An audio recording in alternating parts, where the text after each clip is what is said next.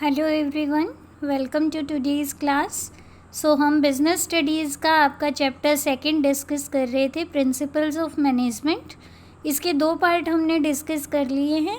आज हम तीसरा पार्ट डिस्कस करेंगे और इसके साथ ही ये चैप्टर हमारा ख़त्म हो जाएगा। तो अब सबसे पहले बात करते हैं आज के लेक्चर में हम क्या क्या देखने वाले हैं। आज हम बात करेंगे एडमिनिस्ट्रेटिव मैनेजमेंट की, जिसका कंसेप्ट दिया था हेनरी फ्योल ने। उन्होंने 14 प्रिंसिपल्स बताए थे, तो वो 14 प्रिंसिपल्स कौन कौन से हैं वो हम देखेंगे।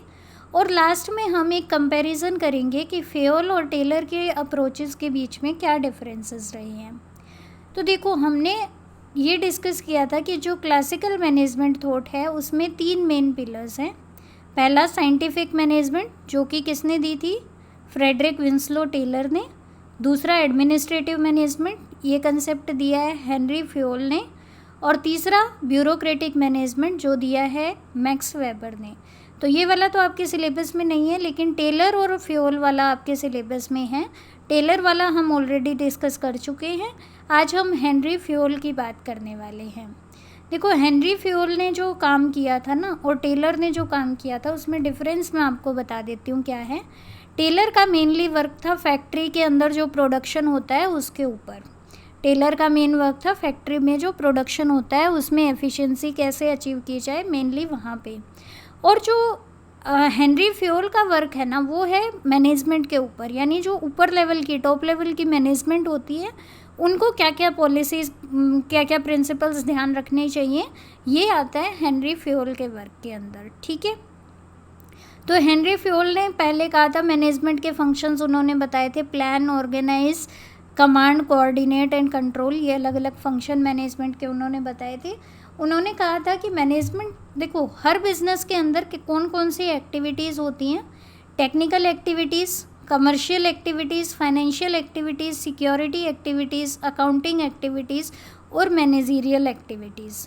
उन्होंने कहा कि मैनेजरियल एक्टिविटी हर बिजनेस में सेम ही होती है, सेम यही प्लानिंग, ऑर्गेनाइजिंग, ये सभी के अंदर आएगा। ठीक है। अब इन्होंने कहा कि एक मैनेजर के अंदर कौन कौन सी क्वालिटीज़ होनी चाहिए? Physical, moral, educational, knowledge, experience, ये सब क्वालिटीज़ उसके अंदर होनी चाहिए। और इसी बेस पे उन्होंने 14 प्रिंसिपल्स ईजाद किए, 14 प्रिंसिपल बताए, जो कि उनकी बुक है जनरल एंड इंडस्ट्रियल मैनेजमेंट, 1949 में पब्लिश हुई इंग्लिश में। उसके अंदर ये जो प्रिंसिपल्स हैं ये दिए गए थे। तो चलिए, अब प्रिंसिपल्स मेन हैं वो डिस्कस करते हैं हम। 14 प्रिंसिपल्स कौन कौन से हैं? तो पहला प्रिंसिपल है बच्चों, डिवीज़न ऑफ वर्क, यानी काम का बंटवारा करना। देखो, हेनरी फ्योल क्या कहते हैं कि आप एक पूरे काम को छोटे छोटे टुकड़ों में बांटो और हर एक पर्सन को एक टुकड़ा दे दो काम करने के लिए। इससे क्या होगा, वो पर्सन बार बार वो काम करेगा तो वो उसमें स्पेशलाइज हो जाएगा, और वो स्पेशलाइज हो जाएगा तो वेस्टेज कम होगी और आपकी परफॉर्मेंस इम्प्रूव होगी। ठीक है। स्पेशलाइजेशन का बेनिफिट आपको मिलेगा। कैसे? जैसे मान लो आपके पास ऑर्डर आया कि आपको 20 चेयर बनानी है और आपके पास मान लो 5 वर्कर्स हैं। तो एक तरीका तो ये है कि आप हर वर्कर को कह दो कि 4-4 चेयर बना दे। दूसरा तरीका क्या है, आप 4 काम बांट लो। एक काम हो गया कि लकड़ी काट के रखना, दूसरा काम हो गया उसका स्ट्रक्चर बनाना चेयर का, तीसरा काम हो गया उसके ऊपर कुशन फिट करना, चौथा काम हो गया उसकी पॉलिश वॉलिश करके उसको रेडी करना। तो अब आप क्या करते हो, मान लो आपके पास 4 वर्कर हैं, तो आप क्या करते हो, चारों वर्कर को एक एक काम डिस्ट्रीब्यूट कर देते हो। अब एक जो पर्सन है वो 20 की 20 चेयर के लिए लकड़ी काटेगा, एक पर्सन 20 की 20 चेयर का स्ट्रक्चर बनाएगा, तो वो ज़्यादा अच्छे से काम कर पाएगा। एक तो सबका काम एक जैसा होगा, सारी चेयर एक जैसी बनेंगी। तो इसका मतलब क्या है, डिवीज़न ऑफ वर्क यही कहता है कि एक बड़े काम को छोटे छोटे कामों में तोड़ो और एक बंदे को एक ही काम दो, ताकि वो बार बार करे उसको, और वो बार बार करेगा तो उसका बेनिफिट आपको मिलेगा कि वो स्पेशलाइज हो जाएगा उस काम के अंदर। ठीक है। नेक्स्ट है अथॉरिटी एंड रिस्पॉन्सिबिलिटी। ये कंसेप्ट कहता है कि अगर आप किसी को काम करने की अथॉरिटी देते हो तो उसकी रिस्पॉन्सिबिलिटी भी फिक्स करो। अगर किसी को रिस्पॉन्सिबिलिटी देते हो तो उसको उतनी अथॉरिटी भी दो। अब इसका क्या मतलब है? अथॉरिटी का मतलब होता है बच्चों पावर टू मेक डिसीजंस, कि आप डिसीज़न ले सकते हो। रिस्पॉन्सिबिलिटी का मतलब होता है जिम्मेवारी। अब फ्योल का कहना ये था कि आप अगर किसी को अथॉरिटी दे रहे हो कि भाई तू ये काम कर ले, ये पावर है तेरे पास, तो उस पर्सन की रिस्पॉन्सिबिलिटी भी होनी चाहिए। अगर आप बिना रिस्पॉन्सिबिलिटी के किसी को पावर दे दोगे तो वो उस पावर का एब्यूज़ करेगा, उस पावर को मिसयूज़ करेगा, राइट। और अगर आप किसी को रिस्पॉन्सिबिलिटी तो दे देते हो, काम की जिम्मेवारी तो दे दी कि ये काम करना है, लेकिन उसको अथॉरिटी नहीं दी, तो क्या होगा? वो काम नहीं कर पाएगा। ओके, तो अथॉरिटी और रिस्पॉन्सिबिलिटी दोनों साथ साथ चलने चाहिए, ये इसका मतलब है। तीसरा प्रिंसिपल है बच्चों डिसिप्लिन। इसका मतलब क्या है कि देखो रूल्स फॉलो होने चाहिए। डिसिप्लिन का मतलब क्या है? रूल्स फॉलो होने चाहिए। ऐसा नहीं कि मेरा मन किया तो मैंने ये काम कर लिया, अगले दिन मन किया तो ये काम कर लिया, ऐसा नहीं।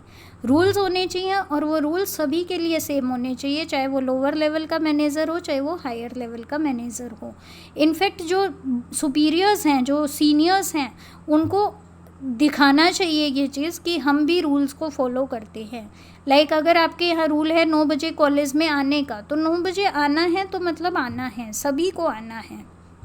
उसमें चाहे कोई प्रिंसिपल हो, चाहे कोई फैकल्टी हो, चाहे कोई स्टूडेंट हो, ठीक है। देन है unity of command. Unity of command क्या कहता है कि एक पर्सन का एक ही बॉस होना चाहिए। अगर एक पर्सन के 2 बॉस हैं तो देखो कन्फ्यूज़न क्रिएट हो जाती है। कैसे?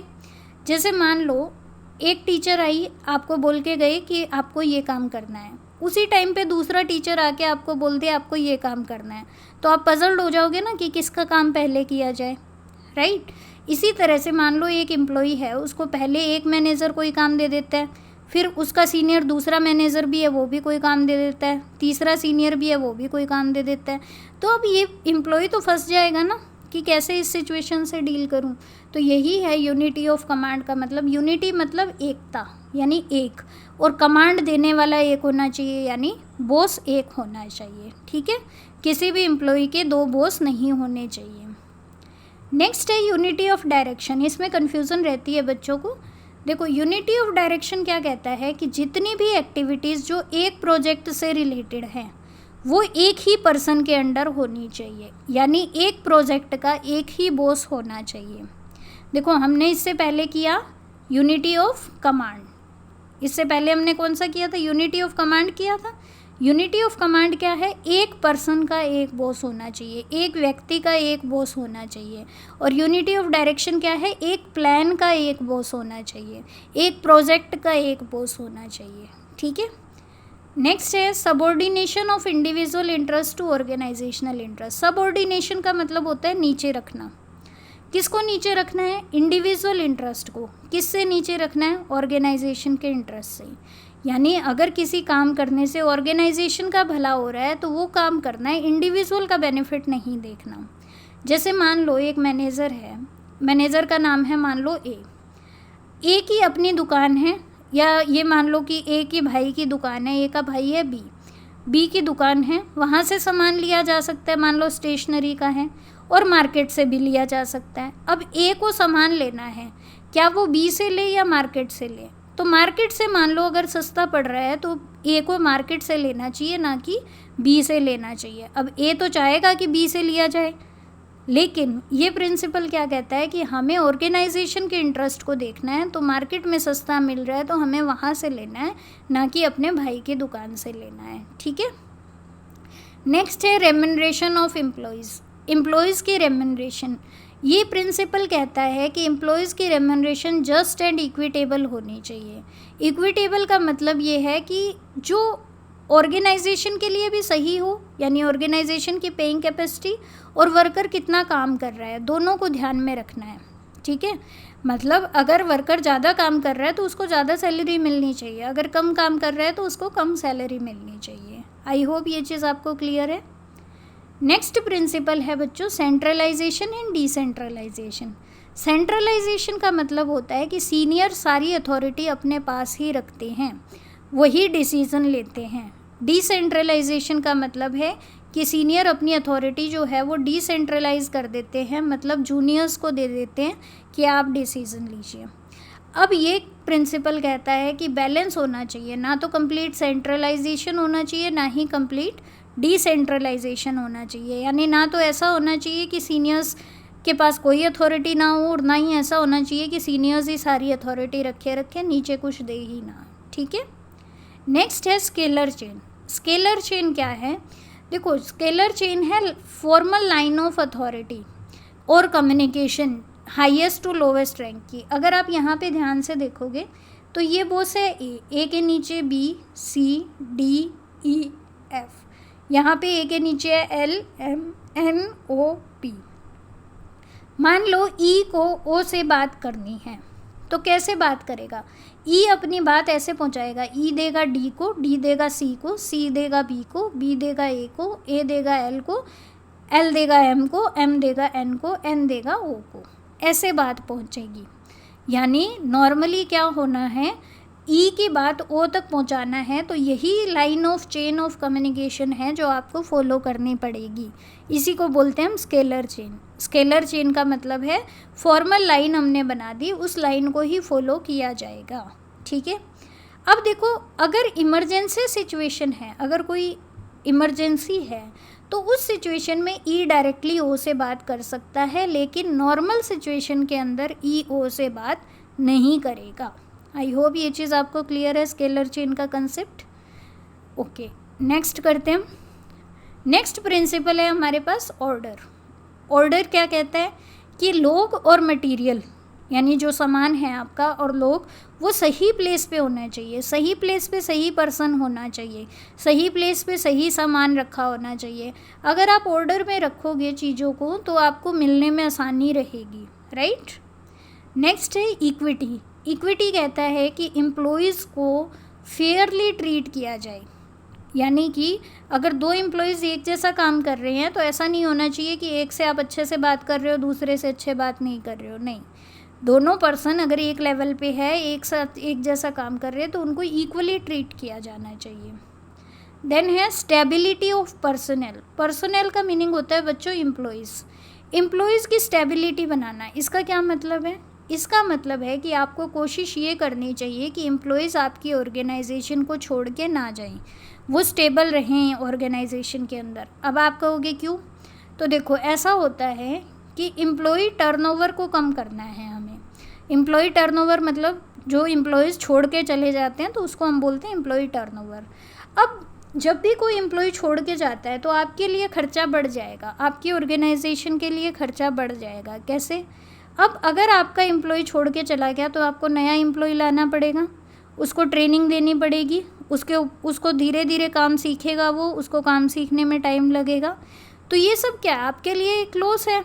तो इसलिए कोशिश ये करनी चाहिए कि एम्प्लॉय जो है वो आपकी ऑर्गेनाइजेशन को छोड़ के ना जाएं। नेक्स्ट है इनिशिएटिव। इनिशिएटिव का मतलब है एक अच्छी कंपनी वो होती है जो एम्प्लॉयज़ को इनिशिएटिव लेने में हेल्प करे। इनिशिएटिव बोलते हैं हम पहल लेने को, पहल करने को।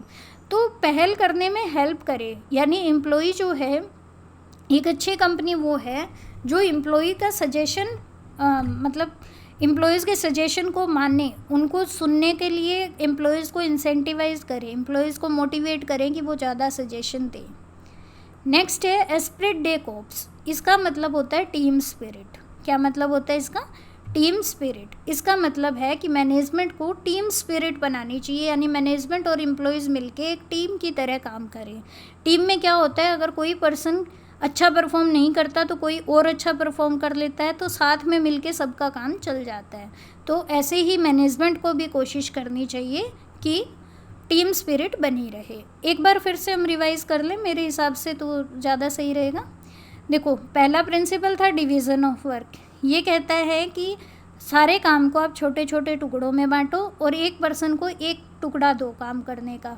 तो इससे क्या होगा कि वो डिवीज़न ऑफ वर्क होगा और स्पेशलाइजेशन मिलेगी। ये आपसे पूछा जा सकता है स्पेशलाइजेशन का मीनिंग क्या है। तो एक पर्सन एक ही काम बार बार करता है तो वो उसमें स्पेशलाइज्ड हो जाता है, तो वो कम कॉस्ट में काम करेगा, कम वेस्टेज करेगा, ऑर्गेनाइजेशन की एफिशिएंसी बढ़ेगी। अथॉरिटी एंड रिस्पॉन्सिबिलिटी, ये प्रिंसिपल कहता है कि अगर किसी को कोई काम करने की अथॉरिटी दे रहे हो तो उसको रिस्पॉन्सिबिलिटी भी दो, और रिस्पॉन्सिबिलिटी दे रहे हो तो अथॉरिटी भी दो। डिसिप्लिन ये कहता है कि रूल्स फॉलो होने चाहिए और रूल्स सभी के लिए सेम होने चाहिए। यूनिटी ऑफ कमांड कहता है कि एक पर्सन का, एक व्यक्ति का एक ही बॉस होना चाहिए। यूनिटी ऑफ डायरेक्शन कहता है एक प्रोजेक्ट का एक ही बॉस होना चाहिए। Subordination of individual interest to organisational interest कहता है कि ऑर्गेनाइजेशन के इंटरेस्ट को प्रायोरिटी देनी चाहिए, ना कि इंडिविजुअल इंटरेस्ट को। रेम्यूनरेशन ऑफ एम्प्लॉयज़ कहता है कि अगर 2 पर्सन बराबर काम कर रहे हैं तो उनको बराबर सैलरी मिलनी चाहिए। सेंट्रलाइजेशन एंड डिसेंट्रलाइजेशन ये है, सेंट्रलाइजेशन मतलब सारी अथॉरिटी सीनियर अपने पास रखें, डिसेंट्रलाइजेशन मतलब अथॉरिटी सीनियर जो है वो जूनियर को दें। तो ना तो कंप्लीट सेंट्रलाइजेशन होना चाहिए, ना ही कंप्लीट डिसेंट्रलाइजेशन होना चाहिए, एक बैलेंस होना चाहिए। Then scalar chain, scalar chain क्या है, एक अथॉरिटी की लाइन है जो कि फॉलो की जानी चाहिए। तो कोई भी कम्युनिकेशन अगर आपको करनी है तो वो इसी सीक्वेंस में फॉलो होनी चाहिए, लेकिन इमरजेंसी के अंदर स्केलर चेन को आप तोड़ सकते हो। फिर है ऑर्डर, ऑर्डर का मतलब लोग सही जगह पे सही लोगों का होना, सही मटेरियल का होना। इक्विटी मतलब सबको फेयर तरीके से ट्रीट किया जाए। स्टेबिलिटी ऑफ पर्सनल यानी कि एम्प्लॉयज़ कोशिश करिए कि छोड़ के ना जाएं, एम्प्लॉय टर्नओवर को कम किया जाए। इनिशिएटिव मतलब एक अच्छी कंपनी वो है जो कि एम्प्लॉयज़ से अच्छे सजेशन को इनवाइट करे। एस्पिरिट डे कोप्स यानी मैनेजमेंट को कोशिश करनी चाहिए कि उनके अंदर टीम स्पिरिट बने, एम्प्लॉयज़ के साथ मिल के वो काम करें। अब नेक्स्ट है आपके पास फ्योल वर्सेस टेलर। देखो, हमने पिछले लेक्चर में टेलर की साइंटिफिक मैनेजमेंट पढ़ी थी, इस लेक्चर में हमने हेनरी फ्योल की एडमिनिस्ट्रेटिव मैनेजमेंट पढ़ी। अब दोनों को कंपेयर करके देखते हैं कि दोनों के बीच में क्या रिलेशन है। देखिए, सबसे पहली चीज़ है पर्सपेक्टिव। पर्सपेक्टिव का मीनिंग किस जगह के लिए ये काम कर रहे हैं। देखो, टेलर ने जो काम किया है वो फैक्ट्री लेवल पे, प्रोडक्शन लेवल पे काम किया है, शॉप फ्लोर लेवल पे काम किया है। और फ्योल का जो काम है वो टॉप लेवल मैनेजमेंट का काम है, ये अभी हमने देखा। ओके, टेलर का जो यूनिटी ऑफ कमांड की बात करो तो फ्योल ने तो यूनिटी ऑफ कमांड का प्रिंसिपल दिया ही है। यूनिटी ऑफ कमांड क्या कहता है, एक पर्सन का एक बॉस होना चाहिए, लेकिन टेलर ने इसको वायलेट किया था। अब आप कहेंगे टेलर ने वायलेट कहाँ किया था, तो मैं आपको बताती हूँ। हमने ये पढ़ा था फंक्शनल फोरमैनशिप। इसके अंदर क्या हो रहा है, एक वर्कर के कितने बॉस हो गए, 4 ये 4 ये, 8 बॉस हो गए। जबकि हमने फ्योल के प्रिंसिपल में क्या कहा था, यूनिटी ऑफ कमांड होना चाहिए, यानी एक बंदे का एक ही बॉस होना चाहिए। तो फ्योल ने तो इसको फॉलो किया, लेकिन टेलर ने इसको फॉलो नहीं किया। देन है एप्लीकेबिलिटी, यानी एप्लीकेबल कहाँ होते हैं। देखो, फ्योल के प्रिंसिपल हर मैनेजर यूज़ कर सकता है, लेकिन टेलर के प्रिंसिपल ज़्यादातर प्रोडक्शन लाइन के अंदर यूज़ होने वाले प्रिंसिपल्स हैं। ठीक है, फिर है बेसिस ऑफ फॉर्मेशन। फॉर्मेशन का बेस क्या है, यानी कैसे ये प्रिंसिपल बने। फ्योल ने एक्सपीरियंस से बनाए, अपने एक्सपीरियंस से, जो उन्होंने मैनेजर के तौर पे काम किया, उन्होंने उस टाइम ये देखा कि ऐसे किया जा सकता है, ऐसे किया जा सकता है, तो उस बेस पे उन्होंने अपने प्रिंसिपल्स दिए। लेकिन टेलर ने एक एक चीज़ की एक्सपेरिमेंट की। टेलर ने जैसे टाइम स्टडी की, मोशन स्टडी की, मेथड स्टडी की, तो क्लॉक लेके कि इसमें इतना टाइम लगना चाहिए, इसमें इतना टाइम लगना चाहिए, तो ये एक्सपेरिमेंटेशन किया। ठीक है, नेक्स्ट है एक्सप्रेशन। इनकी थ्योरी को, फ्योल की थ्योरी को हम जानते हैं जनरल थ्योरी ऑफ एडमिनिस्ट्रेशन या एडमिनिस्ट्रेटिव थ्योरी ऑफ मैनेजमेंट के नाम से, और टेलर की थ्योरी को हम जानते हैं साइंटिफिक मैनेजमेंट के नाम से। और फोकस किस चीज़ पे रहा है, फ्योल का फोकस रहा है पूरी एडमिनिस्ट्रेशन को इम्प्रूव करने के ऊपर, और टेलर का जो फोकस रहा है वो रहा है मेनली प्रोडक्टिविटी को कैसे इम्प्रूव किया जाए, वेस्टेज को कैसे कम किया जाए। तो आई होप आज का ये लेक्चर आपको क्लियर है। इसके साथ ही हमारा सेकंड चैप्टर ख़त्म हो गया। नेक्स्ट चैप्टर में हम 3rd चैप्टर की बात करेंगे। Okay, thank you so much for your time, have a good day.